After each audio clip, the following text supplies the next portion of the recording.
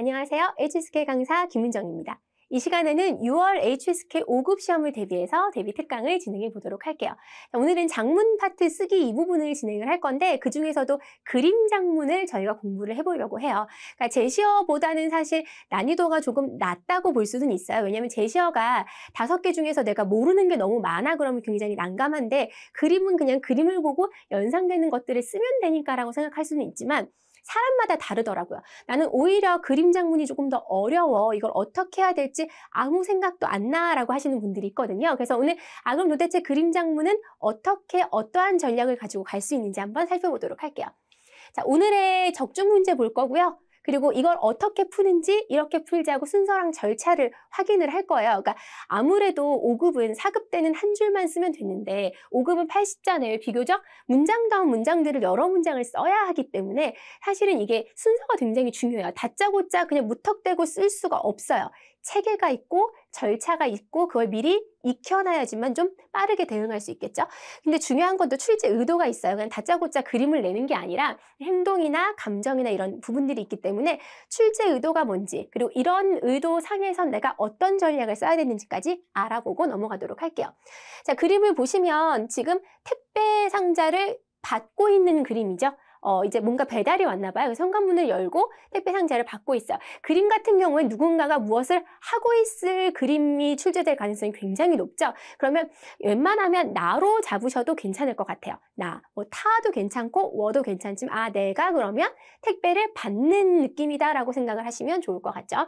자, 제일 첫 번째 해야 할 것은 개요 짜는 것도 뭐 중요하고 쓸말을 생각하는 것도 중요한데 사실 이게 한국말로 작문을 하는 거면 개요 짜면서 문장 쓰면 되는데 우리가 중국말로 써야 되는 거잖아요. 그 제시되어 있는 것도 없고 그럼 내가 이 그림을 통해서 연상되어지는 그 단어들 내가 쓸 수 있고 내가 사용할 수 있는 비교적 쉬운 단어들을 좀 떠올리시면서 하시는 게 좋을 것 같아요. 그래서 제가 정말 오프라인으로 수업을 할 때에도 5급의 그림 장문을 진행을 할 때 이 그림을 보고 연상되는 중국어 명사는 어떤 것들이 있을까요? 동사는 어떤 것들이 있을까요? 형용사는 어떤 것들이 있을까요? 꼭 물어보거든요. 이런 식으로 왜냐하면 지금 5급 정도 됐으면 여러분이 어휘를 품사로 좀 기억을 하시면 이렇게 하면 사실 제시어 장문과도 연관성이 있게 되는 거기 때문에 기억을 하시면 좋을 것 같아요. 자, 명사는 상품, 그죠? 박스가 좀 어렵다 싶으면 상품.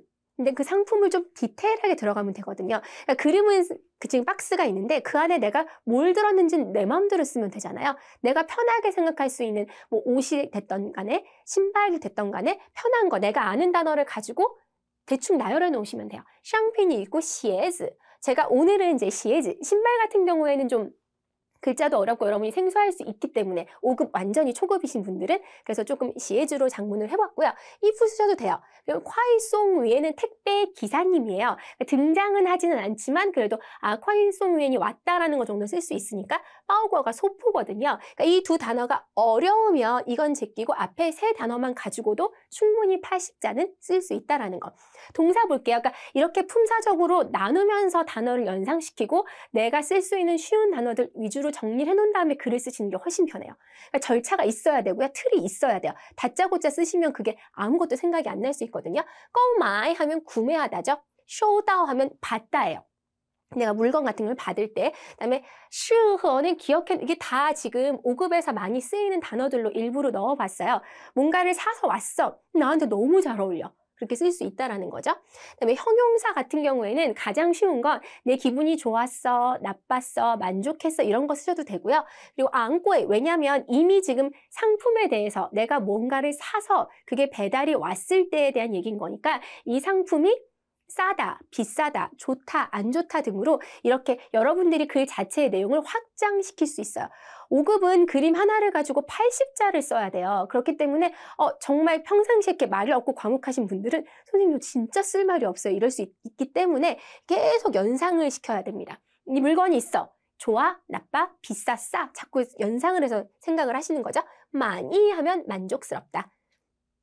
자, 이제 단어를 떠올렸어요. 그럼 그 단어로 각각 쉬운 문장들을 만들어주는 거예요. 그러고 나서 개요짜서 얘기하면 되니까. 자, 보시면 콰이송 위엔을 주어로 삼고 떠올러 워헌마이 제일 쉬운 건 주어스러워요. 내가 먹어, 내가 가, 내 기분이 좋아, 내 기분이 나빠, 날씨가 좋아, 날씨가 흐려 이런 식으로 주어, 수어로 갈 수가 있고요. 주어, 수어, 목적어로 이제 조금 더 확장을 하면 우리가 찾아놨던 단어들끼리 결합이 가능해요. 그래서 我购买了商品 그쵸? 또 뭐 购买了鞋子 해도 돼요. 그런데 이제 좀 알고 있는 단어가 있어. 그럼 내가 봤어. 看 쓰셔도 되고요. 发现 발견했어. 되게 예쁜 신발을 발견했어 라고 확장할 수가 있는 거죠. 자, 그다음에 조금 이제 고급 표현일 수 있는데 我觉得 영어로는 I think 하고 시작하잖아요. 그런 식으로 我觉得 이해해주시면 되게 좋아. 내 생각에는 말이야. 그럼 조금 더 길이가 길어지죠. 80자 진짜 채우기 어려운데 이런 식으로 이제 갖다 붙이는 거죠. 그래서 我觉得那个商品太昂贵了. 昂贵는 일부러 넣었어요. 꼬이만 쓰셔도 돼요. 그런데 앙꼬이가 제시어로 나올 수 있거든요. 제시어 장문으로 비싸다. 太什么什么了. 在网上购买가 更便宜하대요. 인터넷에서 구매하는 것이 조금 더 싸다. 오늘 문장들은 활용도가 굉장히 높습니다. 그러니까 여러분이 딱 이 택배 받는 그림이 아니어도 다른 그림 또 제시어로도 나올 수 있는 단어들을 제가 굉장히 많이 활용을 했기 때문에 문장 자체는 좀 봐두시고 안 어렵잖아요. 외워두시면 좋을 것 같습니다. 자, 이제 글을 쓰는 거예요. 그러니까 우리가 사실 제가 말하면서도 지금 이거 5분밖에 안 지났거든요. 그러니까 정해진 한 10분이나 15분 동안에 요거를 문장을 쓰시면 되는 거예요. 그러니까 그래. 이게 길어 보여도 별로 길은 시간이 아니에요. 그래서 단어를 떠올려. 명사, 동사, 형용사 한 서너 개씩 떠올리고 난 다음에 그 다음에 이걸 가지고 문장을 만들어. 그리고 개요짜시면 돼요. 그러니까 서론, 본론, 결론이 있어야지 여러분이 쓸 말이 생기는 거죠. 서론에는 인물과 시간과 장소를 정하시면 돼요. 어제 내가 백화점에 갔어. 아니면 오늘 나는 엄마와 함께 뭐 시장에 갔어. 이렇게 갈 수가 있는 거죠. 저는 이런 문장 표현들이 굉장히 좀 쉽게 초급으로 시작을 할 때는 주말에 친구랑 무조건 어딜 가서 시작을 해요. 그러니까 나만의 패턴을 갖고 있는 거죠. 그래서 왜냐하면 막 멋있는 문장, 샘플 문장 있잖아요. 막 외워놔요. 근데 그게 이게 적용이 잘 안 되고 그런 거 할 바에는 쉬운 문장들, 근데 완벽한 문장들, 비문 없는 거 외워두시고 활용하시는 게 5급에선 점수 잘 딸 수 있습니다. 周末에我跟朋友랑去百货商店 갔어요 라고만 써도 되는데 여기에 时를 쓰시는 거죠.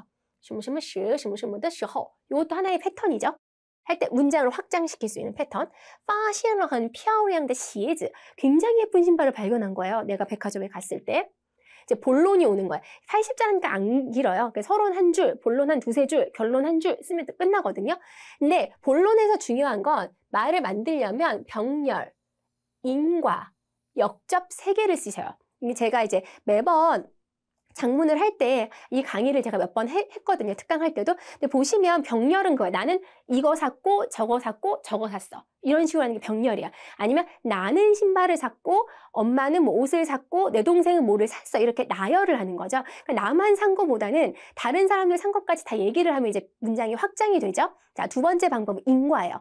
얘가 너무 마음에 들었기 때문에 내가 얘를 샀어 라던가 너무 비쌌기 때문에 내가 못 샀어 라던가 인과를 넣으면 이제 문장이 길어지게 되죠. 역접도 굉장히 좋은 방법이에요. 그렇지만 굉장히 날씨가 흐리고 안 좋았지만 나는 그 공연을 보기 위해서 갔어 라던가 이런 식으로 여러분이 인과, 병렬, 역접을 다 쓰셔도 좋지만 사실 그 중에 하나만 써도 80자는 채울 수가 있단 말이에요. 그래서 내가 그래 이 전략이 있었지 라고 생각하시면 좋을 것 같아요. 자, 여기서는 그 인과랑 역접을 좀 써봤어요. 너무 사고 싶었지만 我很想买那双鞋子 일부러 슈앙을 넣은 거죠. 신발의 양산은 슈앙이야. 세트로 되어 있기 때문에 可是 이게 역접이죠. 그러나 너무 비쌌어. 그죠? 근데 我在网上找到了那双鞋子 인터넷에서 걔 본 거예요. 그러니까 보통 우리가 인터넷에 구매할 때 훨씬 싸잖아요. 그러니까 在网上을 기억해 놓으시면 좋을 것 같아요. 왕샹에서 그 신발을 찾았는데 价格가更便宜, 더 쌌어. 그래서 그죠? 可是한번 썼고 所以한번 썼어요. 그러나 그래서 내가 그걸 샀어. 이렇게 가면 문장이 확장이 되는 거죠. 여러분 너무 어렵게 생각하지 마시고 쉬운 단어들 떠올리시면서 접근하시면 좋을 것 같습니다. 결과는 짧게 쓰세요. 오늘 상품 받았어? 너무 좋았어요. 근데 상품 받은 건 쓰셔야죠. 왜냐하면 그림 자체가 택배를 받는 거였기 때문에. 그래서 보시면 今天我收到了那个商品, 그죠? 那个商品이 따올러 해도 돼요. 그 상품이 도착했어. 그게 조금 쓰기 힘들면 我很满意 만족했어, 나 좋았어, 我心情很好 이렇게 써도 되고요. 여러분이 이걸 너무 어렵게 접근하지 마시고 어려운 문장으로 접근을 해서 오히려 굉장히 전달도 잘 안 되고 중국인이 봤을 때 이거 무슨 얘기야라고 하는 난해한 문장을 쓰시는 것보다는요. 일기 쓰듯이 딱 내가 정확히 이건 안 틀릴 리가 없는 문장들을 딱 갖고 외워놓으시고 계속 단어만 바꿔서 적용시키시는 게 중요할 것 같습니다. 최종 점검 쫙 해볼게요. 周末我跟朋友让去百货商店을 갔을 때发现了很漂亮的 일부러 까오건시에를 썼어요. 하이힐. 제가 힐을 좀 좋아하거든요. 그래서 까오건시에를 샀어요. 我想买那双鞋子를 사고 싶었으나 可是价格가价格를 모르면 안 쓰셔도 돼요. 그냥 타야 안贵了. 비쌌겠죠. 뭐가 비쌌겠어요? 那双鞋子가 비쌌겠죠. 回家后 이런 거 다 말 늘리려고 쓰는 거예요. 집에 돌아왔을 거 아니에요. 网上找到了一样的鞋子 价格가 비교문 한번 써줬네요. 百货商店보다 便宜的多 정도보로 써줬어요. 更便宜해도 돼요. 所以购买了今天我收到了那个 상품을 받았는데 我很满意 만족했어요. 이렇게 가면 되는 거죠. 여러분 오늘 이 강의 자체로 이제 이걸 보시고 완전 소화해서 내 걸 만들어 보세요. 그러면 진짜로 시험 현장 가서 왜냐면 이게 그냥 한 문장만 쓰고 끝나는 게 아니라 문장을 여러 개를 써야 되면 나만의 문장을 많이 갖고 있어야 돼요. 그러니까 주말에 백화점 간 걸로 무조건 시작하세요. 뭘 샀거나 아니면 좀 다른 문장이 나와도 아 누구랑 뭘 했다라는 걸 활용할 수 있겠구나. 그러나 그리고 그래서 이런 걸 쓸 수 있겠구나 라고 생각하시면 좋을 것 같아요. 주어진 그림을 통해서 메시지를 전달할 수 있는지가 사실은 이걸 관점으로 해서 출제 의도고요. 단어 먼저 꼭 떠올리세요. 나만의 뼈대, 패턴, 무조건 어딜 가. 근데 그래서나 그러나로 이어져. 그리고 마지막에 결과가 나와 이렇게 갖고 계시면 그냥 쭉 쓸 수 있어요. 어떤 그림이 나오건 어떤 문장이 나오건.